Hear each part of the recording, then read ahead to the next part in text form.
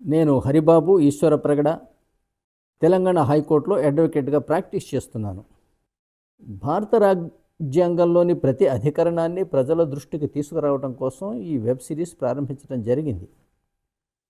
ముందుగా ఇంగ్లీష్లో ఆర్టికల్ 265 వరకు వ్యాఖ్యానించాను. తెలుగులో కూడా సమాంతరంగా వ్యాఖ్యానిస్తూ పోతే బాగుంటుంది అన్న అభిప్రాయంతో తెలుగులో ప్రారంభించి రాజ్యాంగ పీఠిక, ఆ తర్వాత ఆర్టికల్ 4 వరకు వ్యాఖ్యానించడం జరిగింది. కానీ ఈలోగా కొన్ని సమకాలీన వివాదాస్పద అంశములు వార్తాపత్రికల్లో చూడటం జరుగుతున్నది. ముందుగా వాటిని గురించి కూడా క్లారిఫై చేయడం మంచిది అన్న అభిప్రాయంతో ఈ రోజున మీ ముందుకు యాంటీ డిఫెక్షన్ లా, పార్టీ ఫిరాయింపుల నిరోధక చట్టం, ఇది ఒక బర్నింగ్ టాపిక్. బీఆర్ఎస్ ఎమ్మెల్యేలు 10 మంది కాంగ్రెస్ వైపుకు వెళ్ళారు. వాళ్ళకు అనర్హత సంక్రమిస్తుందా, సంక్రమించదా? ఇది రాజకీయ పార్టీల మధ్య, ప్రజల మధ్య ఇది ఒక ఉత్కంఠత నెలకొని ఉన్నది. నేను అసలు ఈ యాంటీ డిఫెక్షన్ లా ఏమిటి, దాని యొక్క పర్యవసానం ఏమిటి, విధి విధానాలు ఏమిటి అనేది మీకు తెలియజేస్తాను.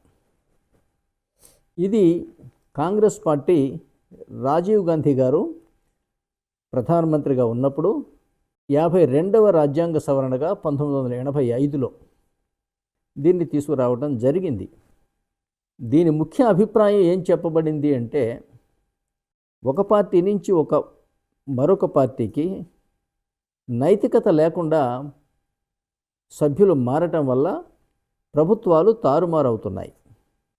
దీనిని నిరోధించటానికి యాంటీ డిఫెక్షన్ బిల్ అనేది 52వ రాజ్యాంగ సవరణగా 1985లో పెట్టారు. పెట్టి దీనిని రాజ్యాంగంలోని షెడ్యూల్ 10లో పొందుపరిచారు. దీని ప్రకారం ఒక పార్టీ టికెట్ మీద ఎన్నికైన వ్యక్తి, ఎమ్మెల్యే కానివ్వండి, ఎంపీ కానివ్వండి, మరొక పార్టీలోకి డిఫెక్ట్ అయితే వారి సభ్యత్వాన్ని కోల్పోతారు, అనర్హత సంక్రమిస్తుంది. అదే ఒక పార్టీలో నుంచి 1/3 వంతు సభ్యులు వెళ్ళి మరొక పార్టీలో కలిస్తే వాళ్ళకి అనర్హత సంక్రమించదు. దీనివల్ల ఏమైందో చూడండి. ఫిరాయింపుల నిరోధక చట్టం బదులు ఇది టోకు ఫిరాయింపుల ప్రోత్సాహక చట్టంగా మారింది. వెళితే ఒకళ్ళిద్దరు వెళ్ళొద్దాయా, కనీసం 1/3 ఆఫ్ ది పార్టీని తీసుకొని పోండి. అప్పుడు పీడా పోతుంది, ఈ ప్రభుత్వం పడిపోతుంది. అధికారంలో ఉంటే ప్రతిపక్షం అధికారంలోకి వస్తుంది. అట్లా ఉండాలి భారత రాజకీయం. మసాలా అంటే కుర్చీలాట్లాగా ప్రభుత్వాలు కూలిపోతూ ఉండాలి, మరొక ప్రభుత్వం వస్తూ ఉండాలి. దీనివల్ల ఇది హోల్సేల్ ఫిరాయింపుల ప్రోత్సాహక చట్టంగా మారిపోయింది. ఈ చట్టం మీకు 1985లో పెట్టారు.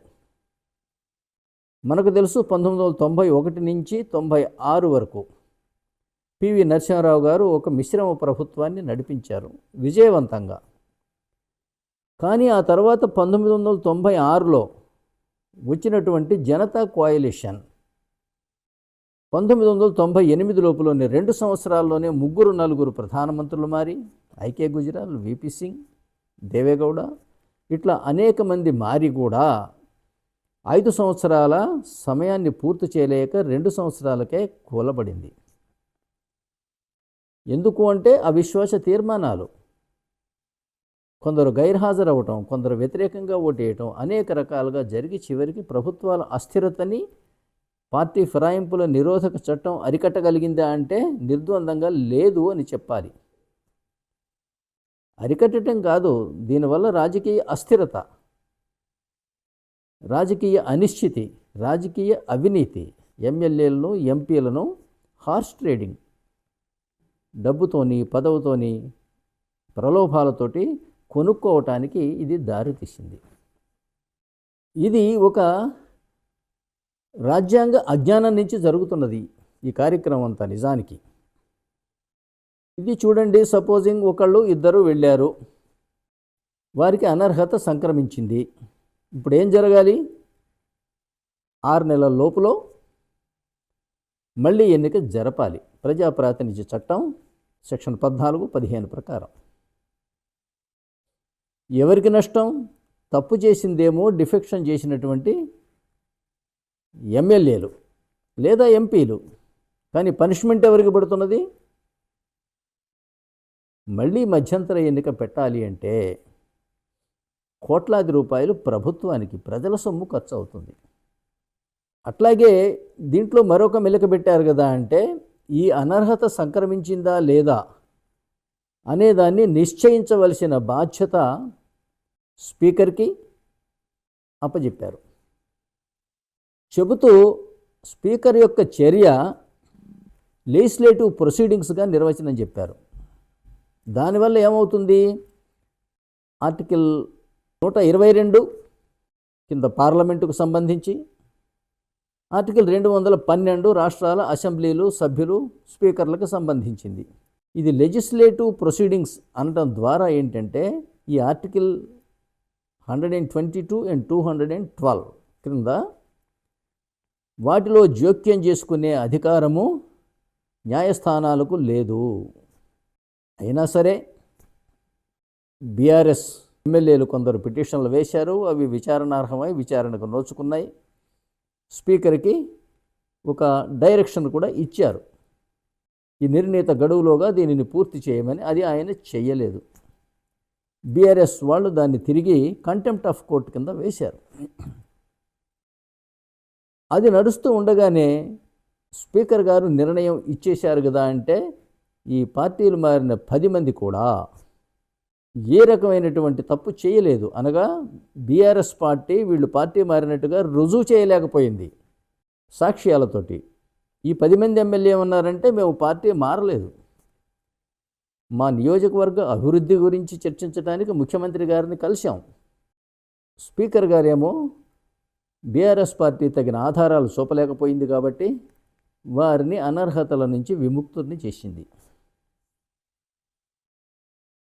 అది కొంతవరకు చట్టబద్ధంగా కరెక్టే అవుతుంది కూడా. ఇందులో 2 న్యాయపరమైన అంశాలు ఇమిడి ఉన్నాయి. ఈ వీడియోలో మీకు పార్టీ ఫిరాయింపుల నిరోధక చట్టం యొక్క చట్టబద్ధతను గురించి మాత్రమే చర్చిస్తాను. వాటి రాజ్యాంగబద్ధత మరొక వీడియోలో చర్చిస్తాను. వాటి ప్రయోజనం ఏమిటి అనేది. ఒకటి, మీరు పార్టీ మారినట్టు రుజువేది?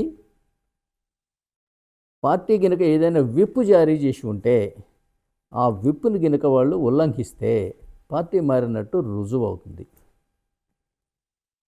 కానీ ఈ విషయంలో ఇంతవరకు ఆ విప్ జారీ చేయటం అనేది జరగల. రెండవది, ఇప్పుడు తెలంగాణ స్పీకర్ ఏ నిర్ణయం తీసుకున్నా సరే ఆ నిర్ణయం సరి అయినదా కాదా అని న్యాయస్థానాలను పరిశీలించి తీర్పిస్తాయా అంటే ఇవ్వవు. ఎందుకంటే ఆర్టికల్ 212 కింద స్పీకర్ తీసుకున్నటువంటి చర్యలు ఇవి లెజిస్లేటివ్ ప్రొసీడింగ్స్ కింద వస్తాయి అని పార్టీ ఫిరాయింపుల నిరోధక చట్టం చెప్పింది. కాబట్టి వీటిలో జోక్యం చేసుకునే అధికారము న్యాయస్థానాలకు ఉండదు. సహజ న్యాయ సిద్ధాంతాలకు అనుగుణంగా ఏదో ఒకటి త్వరలో తేల్చండి అని చెప్పారు, అంతవరకే. కానీ తీసుకున్న నిర్ణయం తప్ప ఒప్ప అనే విషయంలో నా ఉద్దేశం ప్రకారం కోర్టులు జోక్యము చేసుకోవు. అట్లాగే ఇందులో ఉన్న తప్పేమిటి అంటే, అసలు ఒక సభ్యుని సభ్యత్వం, సభ్యులతోటి ప్రమాణ స్వీకారం చేయించే బాధ్యత గవర్నరు లేదా అతను నియమించిన వారిది. అట్లాగే సభ్యత్వ అనర్హత నిర్ణయించేది కూడా ఆర్టికల్ 103 కింద గవర్నర్ గారికి ఉంటుంది ఈ అధికారం. అసలు గవర్నర్ అధికారాన్ని తీసేసి స్పీకర్కి ఇవ్వటం ఏమిటి? ఇద్దరు సమానమైన అధికారులు కాదు. అయినా రాజ్యాంగంలో గవర్నర్ నిశ్చయించాలని చెప్పారు అంటే అది ఎందుకు చెప్పారు అనేది అర్థం చేసుకోకుండా. ఎందుకు చెప్పారు? గవర్నర్కి పరిపాలనలో మెజారిటీతోటి సంబంధము లేదు. అమెరికాలో లాగా అమెరికా అధ్యక్షుడికి పార్లమెంట్లో మెజారిటీ ఉండదు, ఉండకూడదు కూడా. అట్లాగే అమెరికాలో గవర్నర్లకి అసెంబ్లీల్లో మెజారిటీ ఉండదు, ఉండకూడదు కూడా. ఉంటే ఏమవుతుందంటే మెజారిటీ మీదే పరిపాలన కూడా మీదే అయితే ప్రతిపక్షాలను పీక పిసికి పారేస్తారు. అంతులేని అవినీతికి పాల్పడతారు.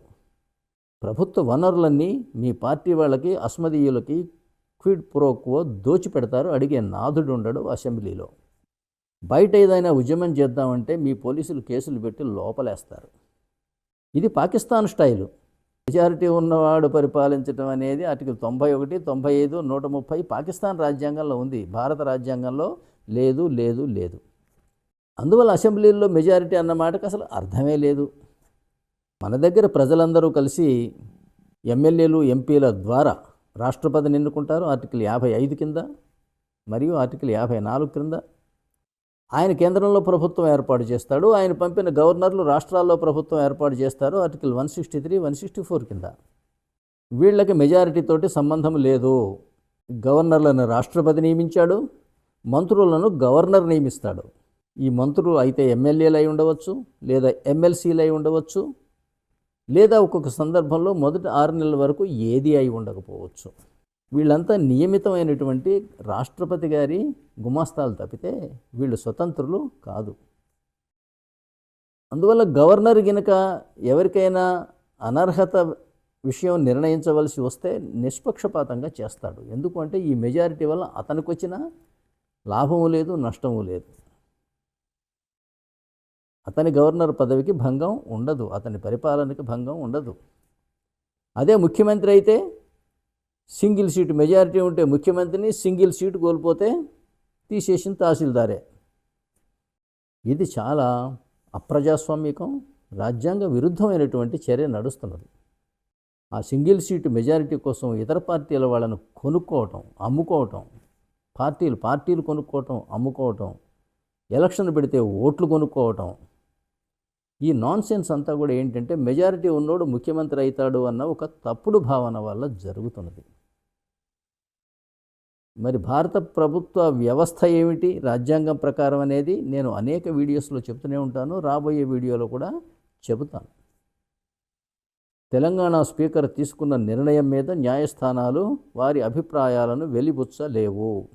ఇది నా నిశ్చిత అభిప్రాయం. Thank you for listening to this video. I request you to please subscribe, share and comment on my videos. మీ విలువైన అభిప్రాయాలకు నేను తప్పనిసరిగా సమాధానాలు కూడా ఇస్తాను. సెలవు.